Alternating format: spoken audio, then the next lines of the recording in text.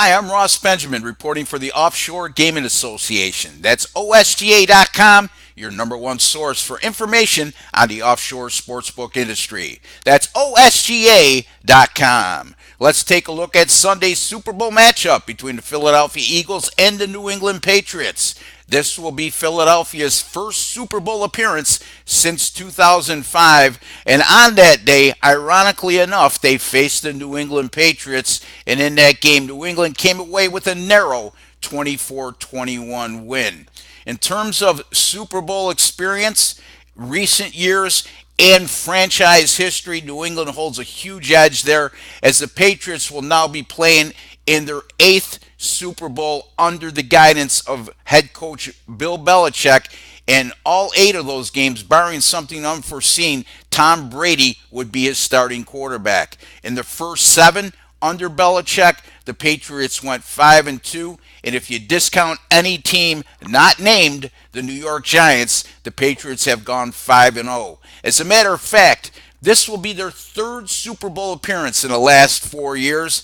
They won each of the previous two in dramatic style, and that goes back to last year when they overcame a 28-3 second half deficit against the Atlanta Falcons to win in overtime. And then back in 2015, the famed interception at the goal line in the waning seconds of regulation time by the Patriots, which preserved a 4-point win over Seattle. Now, going forward, let's look at this matchup in particular. Let's start with the defenses. And boy, oh boy, both of these defenses have been outstanding this season. Well, again, New England, possibly you can go back and say, well, they haven't been outstanding all season. And you would be correct, because New England in the first 4 games of the year gave up 32 points per contest and also over 450 yards per outing. Since that time, the Patriots have allowed 17 points or less in 11 of their last 14 games. On the other hand, this is a Philadelphia defense that's allowed 10 points or less in their last 4, and they've held opponents to 10 points or less on 8 separate occasions this year. So both of these defenses are at the top of their games, and I look for them to be a contributing factor on whoever comes out on top in this contest. Now, if you look at the Patriots as a favorite in recent years, specifically the last 2 years, folks, New England 27-9 against the spread as a favorite since the start of last season. Not only that, in away games or neutral site games, the Patriots as a favorite 13-3 against the spread and 15-1 straight up. So they've been absolute money in a role where everybody seems to jump on their bandwagon, and bettors have certainly made a lot of money on New England over the past 2 years and beyond as a favorite. Now, when we look at Philadelphia, very rare situation here. The Eagles are coming off back-to-back straight-up underdog wins to reach the Super Bowl. Rehashing, they beat Atlanta as a 3-point underdog, or 2.5 to 3-point underdog, I should say. And then last week against the Minnesota Vikings, or 2 weeks ago, excuse me, as a 3-point underdog against the Minnesota Vikings, they came away with a 38-7 blowout win, winning the NFC Championship and advancing to the Super Bowl. And here's the thing. Since 2004, only 6 teams have advanced to the Super Bowl after coming off back-to-back straight-up underdog wins in their previous 2 games. Those 6 teams went 6-0 against the spread and won 4 of those 6 games outright. So that certainly bodes well for the underdog Eagles in this contest if you subscribe to past history. Now, the money line. New England is minus 190 currently on the money line, while Philadelphia is plus 175. Here's the thing when I'm looking at a money line betting angle that I find very interesting in this contest.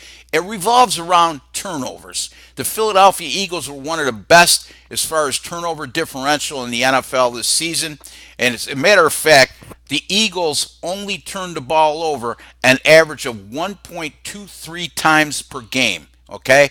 That's 1.23 times per game. New England, on the other hand, as good as they are, as good as they've been, as good as their defense has been down the stretch, has only forced 18 turnovers in 18 games this season, and they haven't forced a turnover in each of their last 4 games and 5 of their last 6. Very interesting money line betting angle that goes like this. Anytime you have a team that averages 1.25 or less turnovers per game, like Philadelphia does, and are facing an opponent like New England that forces 1.25 or less turnovers per game, those teams have gone 66-22 straight up since 2008. That's a 75% win percentage, and folks, that's pretty darn good considering that's a straight up betting angle and it favors the underdog in this situation. Now let's take a look at the first half betting on this game. I'm not a big proponent of first half and second half betting, but I know a lot of you are out there, and in particular, people like a lot of action on the Super Bowl. So let's look at some specifics in regards to first half betting on this contest. New England is a 3-point favorite in the first half on Sunday, and the total in the first half is 24. New England has gone over the total in their last 5 games in the first half. And those contests during first half action averaged 25.8 points per game. 5-0 over, but not much different, or not much really. The average points is not much really different. A 1.8 average above what the total is right now of 24. Conversely, Philadelphia has been absolute money in the first half this season. The Eagles have gone 13-5 against the spread in first half betting this year, and that includes 5-1 against the spread in the 6 games they were installed as an underdog in the first half. So again, the Eagles in this situation +3, a little bit of a lean here toward New England with the over, going over the total in the first half, and a big lean here toward Philadelphia as a first half bet. And remember, if I'm not mistaken, you could do your research here. The New England Patriots, as good as they've been in the Super Bowl, in recent Super Bowls, they have failed to score in the first quarter of any of those games. So take a look at that as well. Hopefully, all this information I just discussed and provided for you helps you along the path to becoming a winner on Sunday when wagering on the Super Bowl. Be sure to visit my website. That's rbwins.com. R as in Ross, B as in Benjamin, WINS.com. It's there you can find all the games I personally wager on myself, as well as my paying clients receive. Folks, my last 8 NFL 10-star top plays, I give out one weekly, 8-0. I take that back.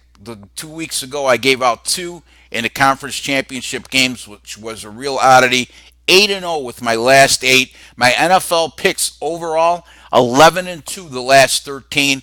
And if you go back to the college football season, the combination of college football and NFL picks, I've gone 16-2 against the spread with my last 18. I'll have a 10-star top play total up for sale for $50. I'll have a winning side on this game for $35. And if you call me direct, instead of purchasing on the internet and paying $85 for the 2 plays, call me direct. I'll just charge you $75 for the 2 plays. 781-571-0299 is my number. I employ no salespeople. That's 781-571-0299. Until we speak again, good luck with all your picks.